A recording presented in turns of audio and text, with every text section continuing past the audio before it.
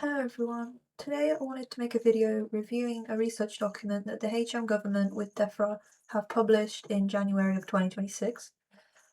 I saw something online discussing this, so I was interested and wanted to research the document and read it for myself.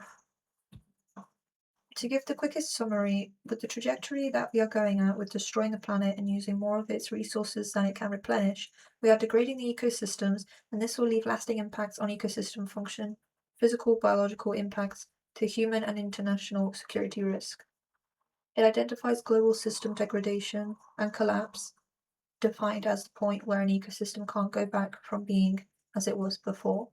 In the UK as a national security risk and geopolitical risk, though it's less confident in describing exactly how it will impact security risk and the wider geopolitical context from 2030 to 2050.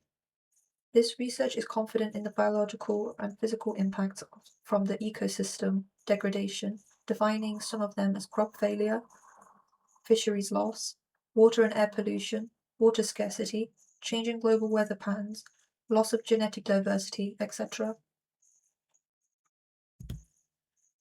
So we open the research to some key judgments to set the stage for what we'll be looking into. To make this summary easy to understand, I will go through each key judgment and link back throughout the document and other research to say what HM Government have actually said about the point. I want to add beforehand, at some points in the key judgments like point 2, 4 and 5 aren't properly written about in the document, hence why I don't mention them as perfectly as I should. These points either link back to other key judgments or aren't researched in depth. The first thing identified as high confidence by their metrics is that global ecosystem degradation and collapse threaten UK national security and prosperity. In the key judgments, they mention crop failures, intensified natural disasters, and infectious disease outbreak. I feel this also links with their third point, which states critical ecosystems that support major global food production areas and impacts global climate, water, weather cycles are the most important for UK national security, trying to convey that both ecosystem degradation and national security are heavily interlinked and part of the same feedback loop. The fifth slide focuses on the ecosystem degradation and some statistics, such as average size of monitored wildlife populations declined by 73% between 1970 and 2020.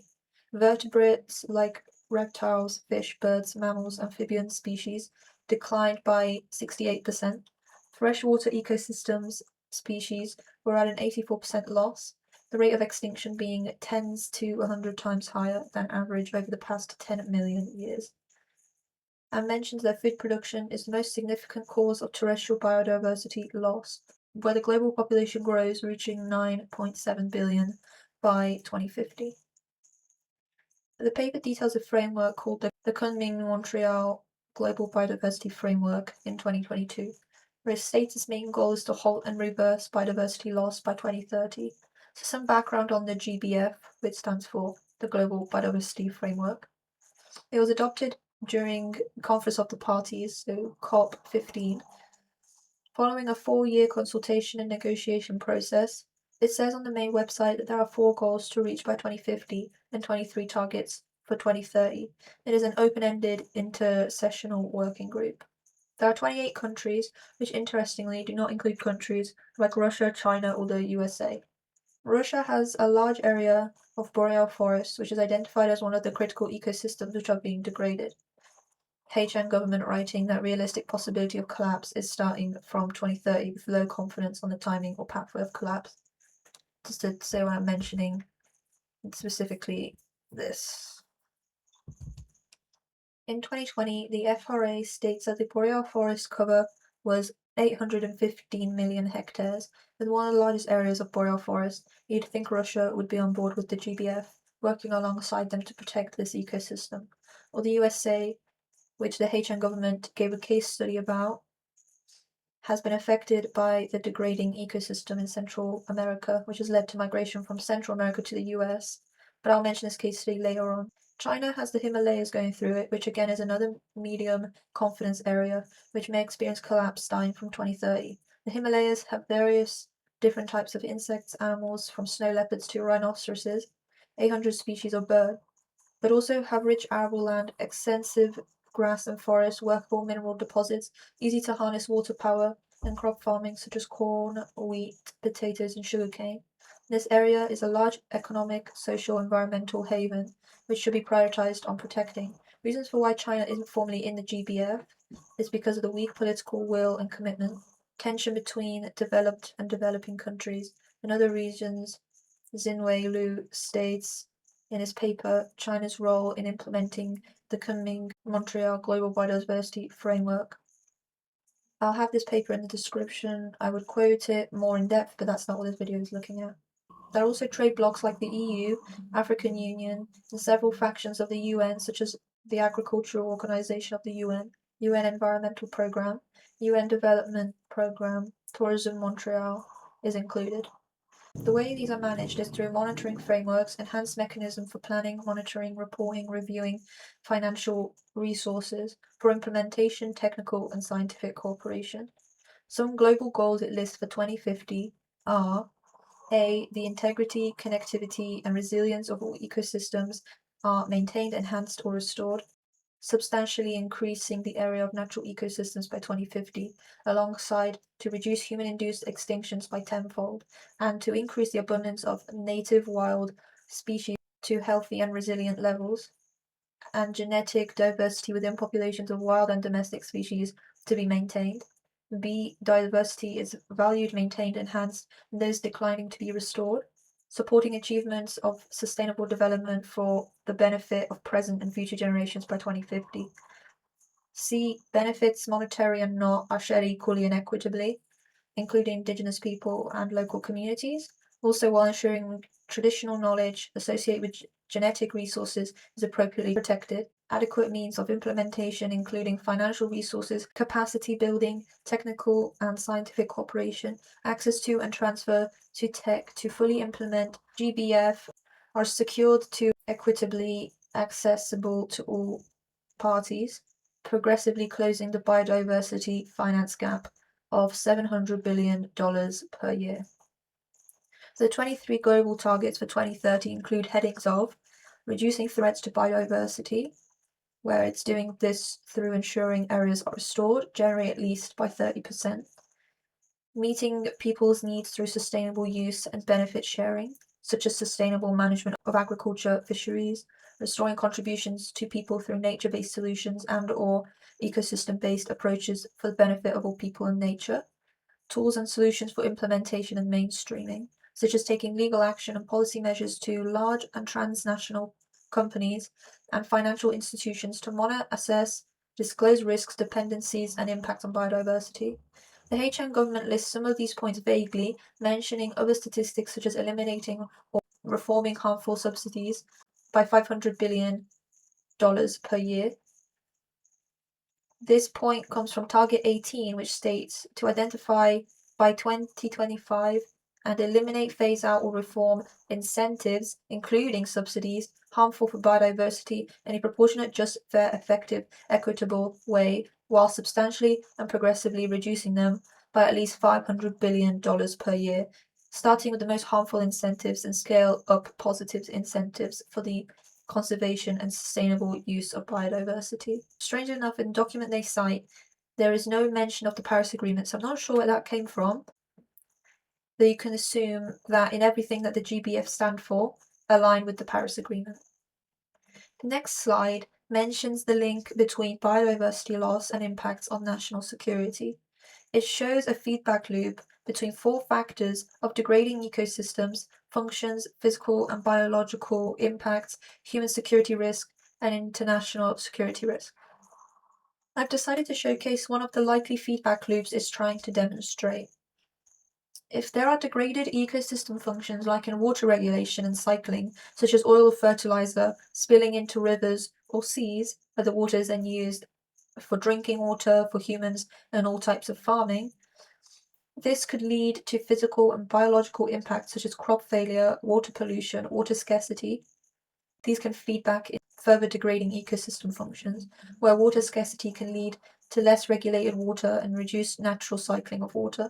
This would then further lead to human risks such as food shortage, inflation, famine, water insecurity, health risks, which again feed back to physical and biological impacts. This then leads to international security risks such as migration, extremism, economic insecurity, where the human security risk can lead to further degrading ecosystem function due to the urgency, the international security risk leading to physical and biological impact, where political issues only exacerbate and give pressure on the local ecosystems. The point of migration is something that is also further commented on through the USA case study I mentioned earlier, where food insecurity and lack of economic opportunities drove many Central Americans to migrate towards the US. This happened due to falling coffee harvest, where coffee leaf rust disease in 2012 to 2014 led to Central American coffee farmers having no production, placing 373,000 people in economic insecurity. Since then, highly erratic weather patterns led to drought and flooding, leading to a loss of 60% of Central American coffee harvest in 2018. Low-income groups whose livelihood relies on coffee production are driven to migrate internally to the USA due to their higher economic status, not having to rely on perishable goods to earn money. The next slides expand on the critical ecosystems that are at risk of collapsing, listing the Amazon rainforest in Latin America, the Congo Basin in Africa, which the paper admits has not got enough in-depth research on its collapse due to the lack of studies, coral reefs and mangroves in Southeast Asia, Himalayas in Asia, and boreal forests in both Russia and Canada. The HM government mentioned how restoration of some ecosystems, such as tropical forests, are more feasible than others, such as coral reefs or the Himalayas. It does not state exactly why this is. From the information I can find, it's tough to say if one is more feasible to restore than the other. There are many variables that determine this. For example, for coral reefs, the largest factor that is leading to bleaching is climate change and ocean acidification, a planetary boundary that has not been crossed yet, and these factors lead to slower growth and reproductive rates, degrading reef structure, increased susceptibility to disease. On the other hand, for tropical forests, it states that tropical rainforests can regrow within decades, but for full ecological recovery, it may take much longer. When it mentions feasible, I assume it talks about how trying to reduce climate change and ocean acidification is less feasible than regrowth of tropical forests, but within 30 years there is already a 90% recovery from old growth levels, pollinators coming back fairly quickly. But to reach a full recovery with undisturbed forests, it may take several decades, centuries to return. Despite this, there is no clear link I could find between the two. I'm just going off what I assume the document means. Along planetary boundaries, which are safe limits for human pressure on 9 Earth system processes, crucial for maintaining a stable planet, it states that as of 2023, 6 of these boundaries have been crossed. 3 remaining boundaries are stratospheric ozone depletion, atmospheric aerosol loading, ocean acidification. The rest of this research focuses on the 6th and 7th key judgment, which is that without significant increase in UK food system and supply chain resilience, it is unlikely the UK would be able to maintain food security if ecosystem collapse drives geopolitical competition for food. It identifies some national security risks. First one they mention is migration, saying that migration rates will rise as development gains begin to reverse, more people push to poverty, food and water insecurity. A 1% increase in food insecurity compels 1.9% more people to migrate. My understanding of development gains begin to reverse is a point where development begins to not benefit society or the environment and becomes unsustainable. So when that point is reached, more people can't afford to live and compels people to move out of the country. Another point is that serious or organized crime will increase, where people participating in these crimes look to exploit and gain over scarce resources with more opportunities to exploit. The World Metrics Report in 2026 reports that there is indeed a link between these two, where a 1% increase in poverty is linked to a 0.8% increase in violent crimes, or the statistic that youth unemployment rates greater than 50% correlate with a 2.1 times higher gang-related crimes. And in another piece of research, Professor Camila Orihuela writes that famine violence may look like starving people for being forced to give away their resources, or when blockades are imposed to starve people, or it can be structural and related to prevailing poverty, lack of healthcare, and lacking capacity for humanitarian intervention, the slow weakening of human bodies, or long-term climate change causing extreme weather followed by food insecurity. The point that HM government focuses on is people trafficking and black markets in scarce food, pharmaceuticals, and critical minerals, which I find interesting because these are less thought of effects because of ecosystem collapse.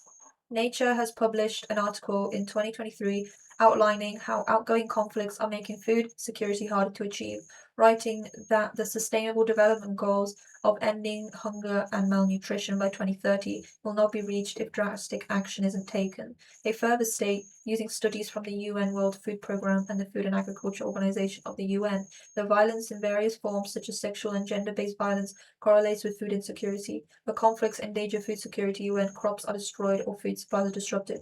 Coercive measures, for example, international economic sanctions against countries in war, also contribute to hunger. Another point mentioned is the economic insecurity that would come from an ecosystem collapse. It would take resources of 1.6 Earths to sustain current levels of consumption. And with geopolitical conflicts such as Russia's war on Ukraine, prices of oil have increased due to reduced access to easy supply. For example, as stated in Tim Marshall's book Prisoners of Geography, 2025 updated version, China has been purchasing Russian oil with a 40% discount, meaning the demand for Russia to sell more oil rises as they are not earning the full amount they could be. And this comes from various sanctions put on Russia because of the war and learned distancing from relying on Russian products. The UK, from before to after the conflict, went from relying 15% on Russian oil to only 3%. Where conflicts for arable land have been seen is in a case study about Ethiopia I posted on this channel, where the Ethiopian government purchased crops from farmers at a fixed price, but farmers need to sell a certain amount of crop. This led to international pressures to grow cash crops to repay country debts. This in turn reduces the land availability for growing subsistence crops. Furthermore, the agricultural system works such that the land is assigned according to the size of their family and redistributed every few years. So farmers are less likely to invest if it means their farm gets split to someone else, meaning that there is a lack of investment to growing the crops and caring for the land, which in turn leads to land degradation. When it comes to the UK's food security, HM Government details how the UK relies on global markets for its food and fertiliser, where we import 40% of food from overseas, where 25% of this comes from Europe. The UK is heavily reliant on imports of fresh fruit, vegetables, and sugar. Animal farming at current levels is unsustainable without imports. For example, soy from South America make up 18% of animal feed for farm animals in the UK. The UK is not self-sufficient in fertilizer for both nitrogen and phosphorus, and is partially reliant on imports, where global phosphorus products are dominated by China and Morocco. The UK is unable to be food self-sufficient at present based on current diets and prices. Self-sufficiency would mean very substantial price increases for consumers, improvement in efficiency, waste reduction, resilience across the food system, in agricultural production, food processing, distribution, and consumption. The UK doesn't have enough land to feed its population in real livestock. A drastic change in consumer diets would be required, and a greater investment in the agriculture food sector so that the sector is capable of innovating in sustainable food production. Depleted soils, climate change, drought, and flood conditions threaten domestic food production. We can observe that technologies such as plant pre-breeding, regenerative agriculture, aquaculture, emerging tech such as AI, lab-grown protein, insect protein, offer potential solutions. So that was what was written. So currently in the UK, the focus of how farming is rewarded has shifted from the direct payment scheme, where farmers are paid based on the amount of land they farm on, to phase this out by 2027, and in turn replace it with a new farm support policy regarding sustainable farming practices, and instead paying for that than the products they output, providing grants to improve farm productivity, innovation, and R&D, as well as grants to improve animal welfare and health. The direct payments that were provided before made up 80% of the government's support for farmers, and the rest is paid mainly to support rural developments of agri-environmental schemes. The support for farmers in the UK is made to be a stable £2.4 billion a year, where in 2022 to 2023, spending on farms was £2.33 billion. In May 2024, NFU called for a halt to cuts to direct farm payments because of global food price volatility, climate pressures on labour shortages, leading to a crisis in confidence among farmers. Environmental groups have largely supported these new approaches. However, for example, the Wildlife Trust supports the concept of public money for public goods as long as the schemes were well implemented, creating a nature-positive agriculture sector that would produce the food the country needs while helping mitigate climate change and recover species. The UK House of Commons states that they plead to produce 60% of its own food, which aligns with what the document has stated. The dependency on imports has not changed in the last 5 years, according to a report made by gov.uk. A statistic not highlighted is how 75% of indigenous food, so the food that is commercially produced in the UK, are grown in the UK. An interesting caveat in the supply ratio, so the 60 to 40% statistic, does not include crops produced for animal feed and does not include some meat imports. It also reflects how much is available in the UK, not compensating for how the average adult consumes more calories than they need or how much of this food is wasted. When it comes to what the UK produces, it produces most of the cereals, meat, dairy, and eggs that it consumes. The figure is lower for vegetables, 53% in 2023, and fruits at 16% in 2023, due to the UK climate suitability, seasonality, and consumer producer choices. Though with the changing climate, the domestic production of crops has decreased due to extreme heat or extreme floods. For example, between October 2023 and March 2024, parts of the UK have monthly rainfall totals double the 1991 to 2020 averages, resulting in submersion of fields affecting livestock and reduced winter cropping for the 2024 harvest. And there may be other examples in the Food Security Report. Because of Brexit, the UK imports have decreased from 28.4% in 2018 to 22.5% in 2021. Although in 2023, the proportion sourced from the EU raised to 24.2%. This fall from the EU was largely replaced by increases in domestically produced food and drink. The UK depends on certain countries for specific key products, creating risk if the supply is disrupted due to trade barriers, geopolitics, or extreme weather. An example given by gov.uk are the three largest suppliers of fresh fruit being Brazil, South Africa, and Colombia, where these areas are marked as particularly vulnerable. Though the UK is resilient to global shocks such as extreme weather and geopolitical stress, and it is able to utilise different trading partners to fill the gap. An example that gov.uk provides is how hot climate and conditions in Morocco led to lower levels of tomato production, and retailers setting limits on consumer purchasing in 2023, so the UK went to Spain and Netherlands for their tomato exports. In 2026, we have suffered weather conditions which have declared half of England to be in a flash drought, where we have had 2 consecutive summers of drought. This may lead to food insecurity in the UK, but there have been early signs that yield will likely be down, stated by the Great Britain potato chief executive Scott Walker, when harvested in autumn, meaning the potatoes that arrive may be smaller and more expensive. The ITV article further states that Molly Monks at Parker Walsh warned that possibly pasta, bread, and cereal could soon be in short supply, or products like carrots and onions being hit hardest because of dry soil, and salad crops might be impacted, resulting in a resilience on pricier imports or costs due to irrigation required to grow them. Also, cow milk may become short in supply, down by 20% across the UK as cows struggle to keep cool and well fed because of the lack of grass. We could be expected to notice soon, Bank of England states, as food inflation is set to rise again. If I were to give my thoughts on the document posted by HM Government and DEFRA, it's a good start to essentially scare people into taking action. As we have seen from many products, if it's lead, CFCs, or even stuff like uranium, being in everyday products, it has to get really bad to finally begin phasing out these products. At the beginning, it prefaces the research as a worst case scenario, which means that it isn't set in stone or what may end up happening. Many frameworks don't deliver on their promise, if it's the Kyoto Protocol kind of not being used anymore, pledges which never actually go through, or the big players not taking part, the ones contributing the biggest proportion of greenhouse gas emissions, such as the USA, China, or Russia.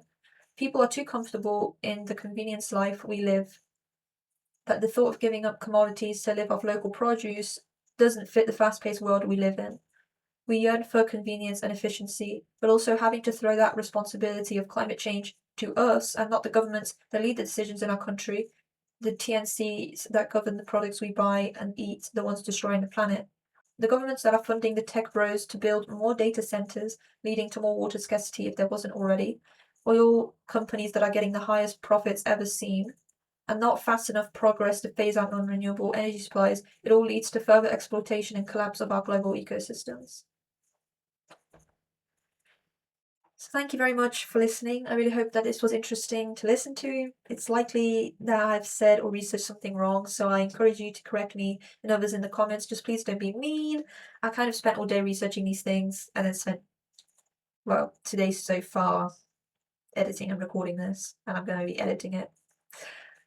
And I'm going to link all my resources in the next page and also in the description. I know this is a little different from what I usually post, but I just got bored in the summer and decided to hyper-focus on something. This is my first full scripted video, so that's also kind of mad. For anyone that wants to know, I'm going to uni in September to study a Bachelor in Science in Geography, so I'm excited to do more researchy things like this. And I'll probably be making more like case study kind of videos, but probably of stuff I learn at uni, probably not A-level. So here's the bibliography. I try to keep everything with like the full link, so it's a bit easier to just copy paste it in. But yeah, bye.